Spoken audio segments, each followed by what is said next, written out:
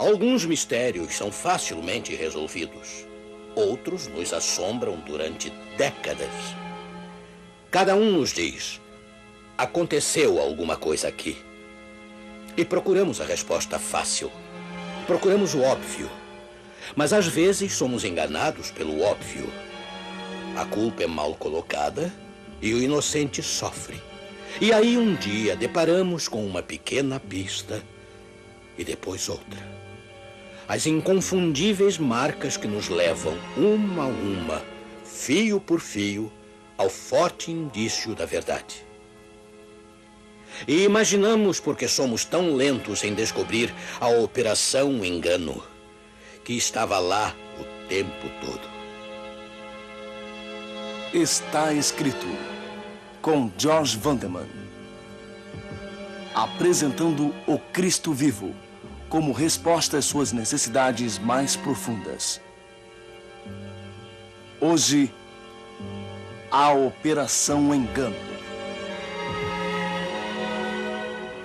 Em 18 de dezembro de 1912, foi anunciado ao mundo que os restos de um fóssil humano primitivo havia sido encontrado em um poço raso de cascalho perto da vila de Piltdown, no condado de Sussex. A Inglaterra ficou orgulhosa pelo que os homens de Piltdown acreditavam ser o mais antigo fóssil humano conhecido. Mas 40 anos depois, foi feito um outro anúncio. Tinha sido tudo forjado. Um trabalho de pessoa ou pessoas desconhecidas. A mandíbula não era de um ser humano, mas de um orangotango fêmea bem jovem. E seus dentes tinham sido limados, ficando assim bem claro que não pertenciam ao crânio. Os cientistas britânicos ficaram corados. Charles Dawson, o descobridor, tornou-se o principal suspeito. E como ele havia falecido 37 anos antes, um monumento a ele foi discretamente removido. Através dos anos, vários outros foram mencionados como possíveis suspeitos, mas Dawson continuou como principal. Mas houve um outro que andou lá em Piltdown durante as escavações. Era um médico aposentado que conhecia bem a anatomia humana. Ele era químico e muito interessado em geologia e arqueologia. E era um ávido colecionador de fósseis. Mais do que isso, ele gostava de uma boa farsa. Gostava de aventuras. Era um excelente escritor e sabia manipular as tramas mais complexas. E não era difícil encontrar um motivo, pois ele tinha uma rixa contra o sistema científico britânico. Quem era ele? Nada além do criador de Sherlock Holmes, Sir Arthur Conan Doyle.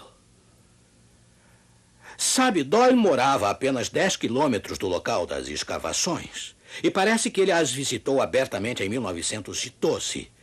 Ali estava um médico não mais clinicando, a essa altura desfrutando as recompensas de um autor bem-sucedido. Ele gostava muito de caminhar, acostumado a percorrer grandes distâncias. Não há dúvida de que ele visitava com frequência aquele lugar relativamente pouco vigiado, passando perto dele e dando uma olhadinha para observar o andamento. Tudo o que ele tinha a fazer era observar os escavadores. A tarefa mais difícil, é claro, seria idealizar uma criatura convincente. Manchando-a para a cor combinar com a cor do cascalho, cercá-la com os restos apropriados de fósseis e implementos. Tudo isso ele tinha toda a possibilidade de conseguir. Como pôde ele ter conseguido a mandíbula de um orangotango? De um antigo vizinho que tinha voltado recentemente da península de Malawi, onde seu irmão era diretor dos museus de Malawi. E um desses museus acabara de comprar a maior coleção de espécimes animais de Bornéu. Os orangotangos vivem somente em Bornéu e Sumatra. Mas como poderia Doyle saber afilar os dentes e torná-los parecidos com dentes humanos? Bem, no início, como médico clínico, ele morou em uma casa que antes havia sido ocupada por um dentista. E ele encontrou ali um grande número de moldes de mandíbulas humanas. Mas como ele conseguiu o crânio certinho? Bem, Ele também tinha um amigo que tinha uma coleção de crânios humanos vendidos com frequência aos interessados. Alguns dos fósseis, restos do mamífero plantados pelo falsificador, foram mais tarde identificados como vindos do Mediterrâneo. Como Doyle poderia tê-los obtido? Ele e sua segunda esposa tinham tido uma lua de mel recentemente no Mediterrâneo e tinham visitado os locais mais prováveis. A época de sua viagem era perfeita. Cada vez mais as pistas iam se encaixando como peças de um quebra-cabeça. Mas e quanto ao motivo? Por que razão ele tinha essa rixa contra o meio científico? Nisto também as evidências são totalmente convincentes. Arthur Conan Doyle não só era fascinado pela ciência, mas em sua velhice ele havia passado a crer firmemente no espiritualismo. Por outro lado, o cientista Edwin Ray Lankester era um dedicado evolucionista darwiniano. Provavelmente um dos mais fortes e teimosos defensores do evolucionismo. E ele não acreditava em espiritualismo. Costumava ridicularizá-lo com ataques impiedosos. Ele acreditava que o que eles faziam era forjado. Queria desesperadamente pegá-los no ato. Com este propósito, ele assistiu a uma sessão espírita em companhia do médium americano Henry Slade. Ele era um dos mais destacados espíritas daquela época. Teria de haver comunicação com os espíritos. Os espíritos psicografariam uma mensagem através de Slade, mas logo após Slade ter se apresentado às pessoas ali para demonstrar que não havia farsa, e antes de haver qualquer ruído de escrita, Lancaster agarrou Slade e descobriu a mensagem já de posse dele. Deste modo ficou comprovada a fraude. Henry Slade deixou a Inglaterra o mais rápido e silenciosamente possível. Doyle ficou muito aborrecido com essa revelação, afirmando que não era justo condenar todos os espiritualistas por causa de um caso de fraude. Doyle e Lancaster não eram amigos. Não seria nenhuma surpresa se Conan Doyle, mestre criador da ficção como era, demonstrasse algum prazer se viesse a provocar o mesmo tipo de embaraço à ciência britânica que Lancaster causou aos espiritualistas. Que motivo mais natural poderia haver? Sim, a Operação Engano. O elo que ligava Conan Doyle ao homem de Piltdown era muito, muito forte. Mas, meu amigo, existem outros elos, outros laços, outras conexões que temos que explorar hoje. Alguns muito interessantes e alguns muito importantes. Elos ligando dois opostos muitas vezes antagônicos entre si. A evolução e o espiritualismo. Um se considera a si mesmo ciência e o outro se considera anticientífico. Nos dias de Arthur Conan Doyle, a teoria da evolução tinha conseguido, mais do que tudo, destruir a fé na Bíblia e no próprio Deus. Mas isso deixou homens e mulheres à deriva, no mar da chance, sem futuro, sem esperança. Para onde então eles se voltaram? Voltaram-se aos milhares para o mundo espírita. Para as sessões, para os fenômenos psíquicos, num esforço para substituir o que haviam perdido. Mas existe uma barreira muito forte entre a evolução e o espiritismo, pois ambos vêm dos primórdios deste mundo. Encontramos lá o início do espiritismo e suas promessas. Encontramos no registro dos primeiros judeus um fenômeno psíquico para atrair a audiência.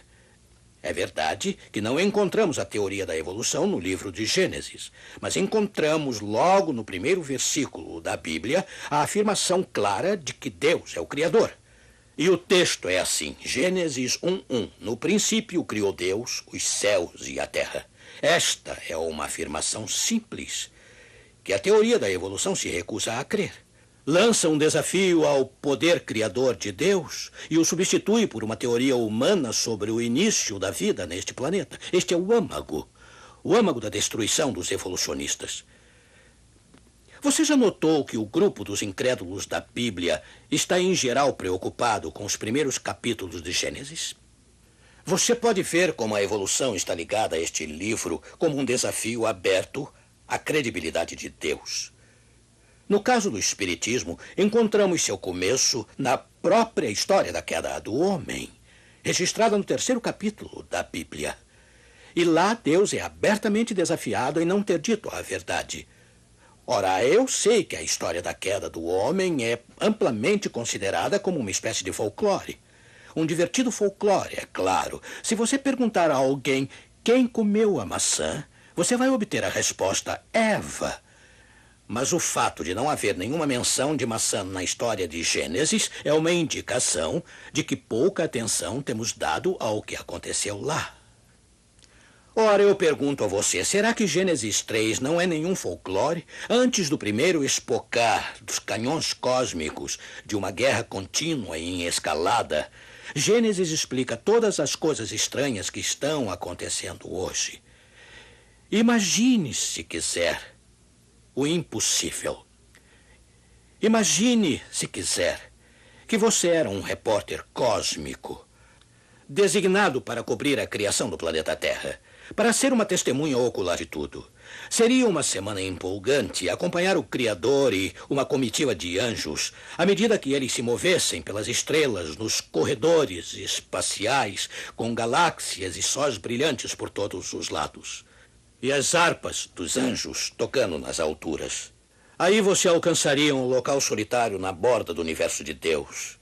Você o veria saindo do vazio e pronunciando palavras cheias de todo o poder do infinito. O trovão em sua voz ressoando até mundos distantes. E de repente ali estava. Um instante, onde antes não havia nada, surge um planeta das mãos do Criador, girando numa órbita perfeita. E você assistindo uma semana espetacular, além das palavras. Se você usasse os melhores adjetivos, nem se aproximaria da realidade. Aí, numa tarde de sexta-feira, vinha a obra-prima da criação de Deus, feita à sua imagem, Adão e Eva. Você se alegraria por receber permissão de continuar cobrindo os acontecimentos, mas tal perspectiva não era de todo brilhante, pois você sabia que nem tudo estava certo no universo de Deus. Um dos anjos mais privilegiados de Deus, aquele chamado Lúcifer, ficou insatisfeito por nada. Parece que sua própria beleza o convenceu de que ele precisava ter o lugar de Deus. Ele estava muito zangado pelo fato de que o Filho de Deus é que seria aquele a dizer as palavras para que o planeta Terra existisse. Por que não Lúcifer? Por isso ele foi banido do céu. Não havia outro jeito. E agora ele estava aqui. Você se lembra de como ele ficou furioso quando viu a incrível beleza do planeta que Deus havia preparado para Adão e Eva? Você o ouviu praguejando contra Deus e planejando tornar este planeta o QG de sua rebelião? O problema é que Deus tinha criado Adão e Eva com o poder de escolha. Ele não queria que suas criaturas fossem robôs. Assim, esse par feliz poderia se rebelar. Poderia acontecer. Isso seria uma tragédia. Você ouviu Deus falando com Adão. Você tomou notas. Ele disse mais ou menos isto. Adão, eu lhe dei o poder de escolher. Você não é um robô. Coloquei diante de você a vida e a morte. E espero que você seja responsável pela escolha que fizer. Espero que você escolha a vida, mas a decisão é sua. E Deus disse a Adão, eu quero lhe dar a vida eterna. Este é o meu plano. Mas não vou lhe dar a imortalidade até eu saber se poderei lhe confiar a vida que nunca termina. E para testar sua fidelidade, eu vou colocar uma árvore no jardim fora dos limites. Apenas uma árvore. Se você comer do fruto dela, você estará se separando da fonte da vida. E como resultado, você morrerá. E isto não é uma ameaça. Isto é apenas o resultado natural da rebelião. Espero que você seja responsável, mas você deve escolher. Não posso escolher por você. E aí, de acordo com o relato que você estava ouvindo no dia em que Deus falou ao par feliz sobre Lúcifer, lhes disse que não iria permitir que o anjo caído os tentasse pelo jardim. Ele só poderia tentá-los se eles se aproximassem da árvore proibida, uma coisa justa. Adão e Eva conversaram a respeito e não conseguiam imaginar uma coisa tão terrível como a rebelião contra o Criador que eles amavam. Aí veio aquele dia fatal. Eva caminhava sozinha quando se aproximou daquela árvore. Caminhava sozinha, imaginando também por que Deus havia colocado aquela árvore fora dos limites. Ela não parecia perigosa. Era tão bonita quanto as outras árvores. A serpente estava sentada em um de seus galhos, comendo satisfeita um dos frutos. A serpente começou a conversar com Eva. E ela sabia que as serpentes não tinham o dom da fala, mesmo no jardim do Éden. Ela não sabia, embora devesse saber, que estava testemunhando o primeiro fenômeno mediúnico da história da Terra. E era uma sessão em plena luz do dia, com a serpente atuando como um médium para o anjo caído. Ele assistia enquanto a serpente convidava a mulher a comer, assegurando-lhe que não lhe faria mal algum. Afinal, a serpente também não estava comendo? Sem dúvida, você foi o único que desejou gritar para alertá-la. Os anjos assistiam, Deus assistia, mas ninguém deveria interferir. Você assistia horrorizado e sem fôlego ela estender a mão, pegar o fruto e comer. Aí, como não sentiu nada, ela estendeu o braço para o lino fruto e o levou para seu marido.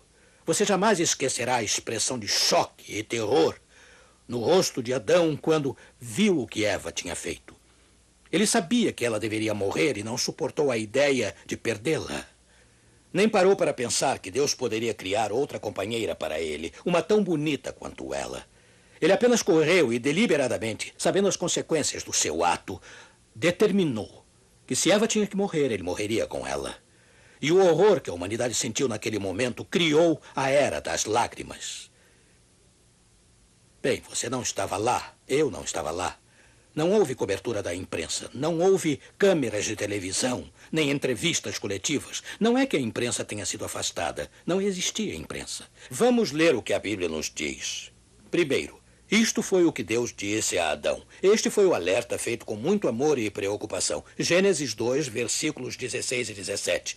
Na edição revista e corrigida diz: E ordenou o Senhor Deus ao homem, dizendo: De toda a árvore do jardim comerás livremente, mas da árvore da ciência do bem e do mal, dela não comerás, porque no dia em que dela comeres, certamente morrerás. Isto foi uma ameaça? Não. É uma ameaça, por acaso, se eu lhe disser que se você saltar da ponte Rio-Niterói, você morrerá? É claro que não. Deus só estava dizendo a Adão quais seriam as consequências da sua escolha errada. Mas a serpente contradisse abertamente o que Deus tinha dito. Ouçam, Gênesis 3, versículos 4 e 5. Então a serpente disse à mulher: Certamente não morrereis, porque Deus sabe que no dia em que dele comerdes, se abrirão os vossos olhos, e sereis como Deus, sabendo o bem e o mal. A batalha agora estava aberta. O anjo caído havia chamado Deus de mentiroso. Com os seus súditos aparentando fazer o bem, ele faz esse mesmo desafio hoje a Deus. Milhões estão acreditando. Pensem sobre isto por um momento. Se a queda do homem não foi planejada ou programada pelo Criador, concluímos que ela não precisaria acontecer. Então vamos supor que a esposa de Adão, em lugar de travar um diálogo com a serpente, tivesse dado uma volta no local ao som da fala da serpente e batido o primeiro recorde mundial na corrida de volta para a companhia segura de seu marido. Se apenas a história de Gênesis pudesse ser reescrita. Que tal isto? Deus é todo-poderoso. Nada é difícil demais para ele. Aquela conversa entre Eva e a serpente só levou alguns segundos. A decisão de Adão levou fração de segundos. O tempo estava sob o controle do seu Criador. Por que ele não poderia apagar aquele breve segmento de tempo da história, fechando-o como se não tivesse acontecido? O destino da raça humana deveria depender da decisão de uma única hora? Mas não. Um Deus de amor e de integridade jamais aceitaria tal manipulação de eventos. Ele jamais nos enganaria sobre coisas que haviam acontecido anteriormente. A trágica história da queda do homem não pode ser apagada, não pode ser reescrita. Aconteceu exatamente como o livro de Gênesis nos conta.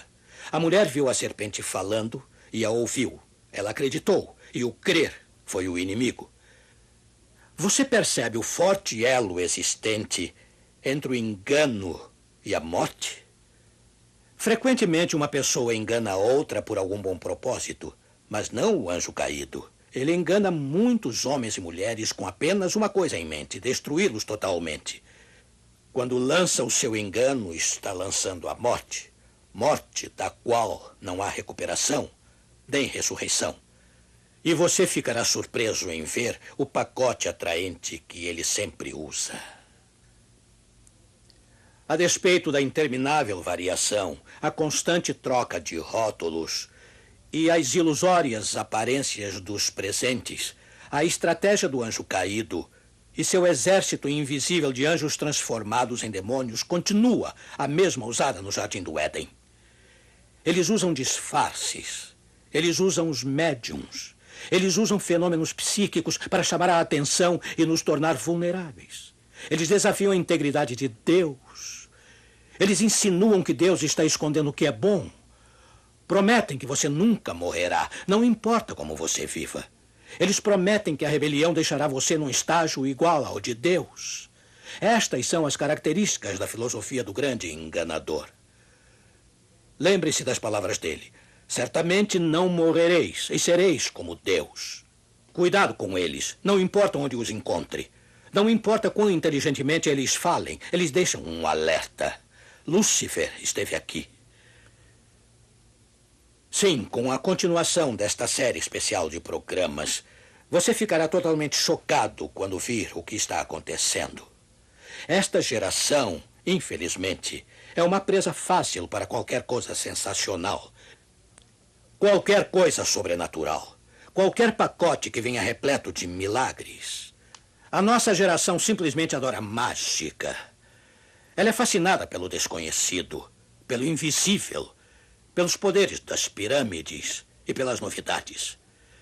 Milhões estão dizendo: divirta-nos, empolgue-nos, mostre-nos mágica, deixe-nos extasiados com o sobrenatural, excite nossa mente, mistifique-nos, enfeitice-nos, arrebate nossos sentidos, faça-nos flutuar, prometa-nos fama e fortuna e o céu também, e seguiremos você a qualquer lugar.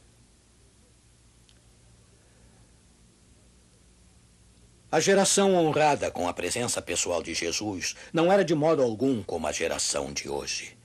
Estava constantemente exigindo: mostre-nos um sinal de que você é aquele que afirma ser. Ilumine o céu à meia-noite, suba ao pináculo do templo, mate com raios romanos, dê-nos um sinal. Mas Jesus jamais confundiu mágica com poder. Ele não veio para manipular as mentes, mas para transformá-las ao pedido dos pecadores. Ele não veio para tomar o trono, mas para ser crucificado. Não para ser um rei, mas um sacrifício. Ele disse àqueles que exigiam saber a sua identidade: quando levantardes o Filho do Homem, então conhecereis quem eu sou. João 8:28. Quando me levantarem, quando me crucificarem, quando escarnecerem, zombarem e rirem de mim, quando pregarem cravos em minhas mãos, quando me pendurarem entre o céu e a terra numa desprezível cruz romana, desafiem-me a descer dela se puderem. Quando me deixarem morrer sem sequer um gole d'água fresca, saberão quem eu sou. Sim, quando o penduraram naquela cruz, eles souberam. O ladrão na cruz ao lado dele sabia quem ele era. O centurião romano sabia, os inimigos de Jesus também sabiam. O impiedoso Caifás e Pilatos. E muitos homens afastaram-se daquela cruz com a consciência torturada. Mãos sujas por terem se juntado à turba e crucificado o próprio Filho de Deus. Eu creio que àquela geração e a esta nossa foi dado um sinal.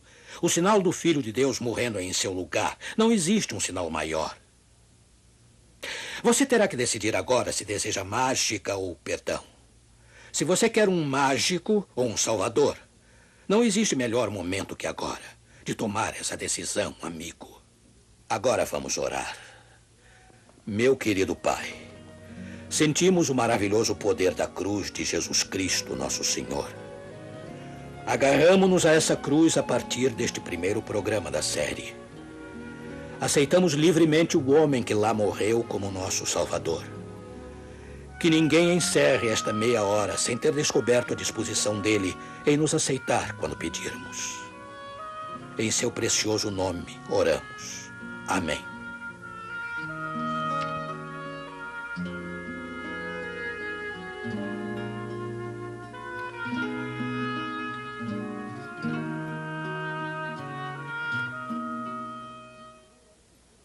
Vivemos em uma época em que não é seguro confiar em nossos próprios sentidos. A única segurança está em nos apegar ao que a Bíblia ensina. Por isso, estamos oferecendo inteiramente grátis para você o livro Ligações Misteriosas. Ele contém uma explicação bíblica clara e profunda dos fenômenos sobrenaturais. Já reservamos um para você. Peça agora mesmo o livro Ligações Misteriosas. Além do tema de hoje, ele contém mais 6 palestras do pastor Wanderman. Escreva para a Caixa Postal 1189, CEP 20.001-970, Rio de Janeiro. Ou telefone 021-286-5862. Este livro é grátis. Peça nosso material. Na próxima semana, Brincando com a Morte. Existe algum tipo de telefone mediúnico pelo qual podemos nos comunicar com o mundo no além? É sobre isto que estaremos falando. Mas agora, até logo a todos, mas lembre-se, está escrito, não só de pão viverá o homem, mas de toda palavra que sai da boca de Deus.